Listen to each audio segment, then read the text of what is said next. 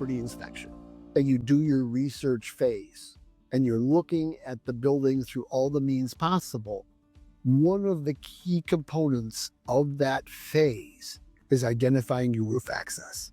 This is a very tall building. It is 12 stories. Within 12 stories, we don't carry ladders tall enough to go all 12 stories. And so you're going to find your access. And in our case, we identified a roof access door, a direct door to the roof. When you get on site, you're going to need to try to find that location and that stairwell that gives you that access.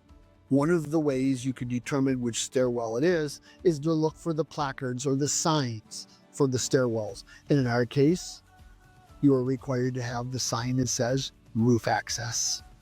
So you'll meander up all those stairs till you find that roof access part. We followed the stairs all the way up to the roof access. And this is great because it's probably going to be your safest access to the roof. But as you can see, it's locked. And they're going to keep it locked all the time because we don't want to have anybody that has stairwell access for going up on this roof.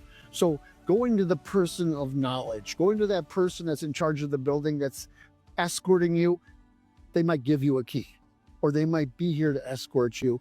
And by opening it up, you'll be able to continue either your roof access or in our case, I want to talk about what's on the other side of this door.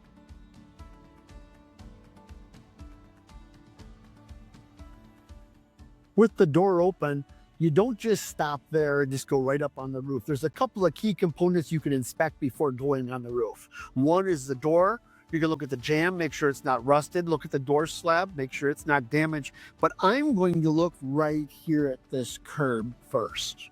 This curb is important because it's set up above the roof.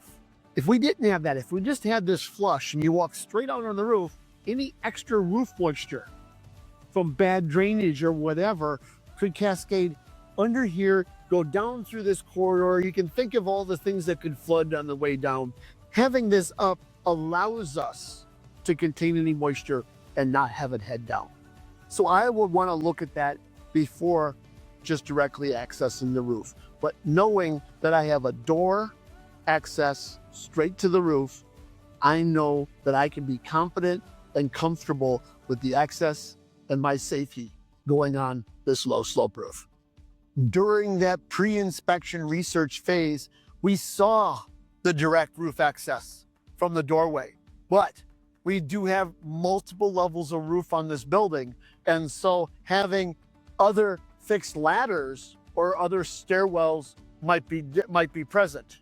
We did identify that there was a fixed ladder going into this elevator penthouse area, and that's behind us here.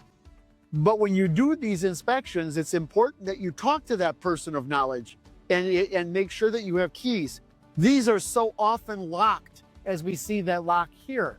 Now, as we arrive here, this particular lock is only partially locked. So let's remove this. I'm going to set this right here. And this allows us to open up and access the stairs. Now, just because you can access the stairs doesn't mean you should immediately start grabbing on the rungs of this ladder and climbing up. You will do whatever PPE that you deem necessary for yourself to access this ladder well safely. So looking at this ladder before I would even attempt to climb it, I'm going to make sure it's secure to the building. I'm going to look at the rungs to make sure they're not damaged or rusted. I'm going to make sure that I have the proper attire on that I can safely access up this ladder well. So once again, I'm going to look at the ladder, its connections, and all of the other pieces before I would even attempt to climb this ladder. And once again, I would consider PPE equipment, including a harness and some form of tethering device to access this roof.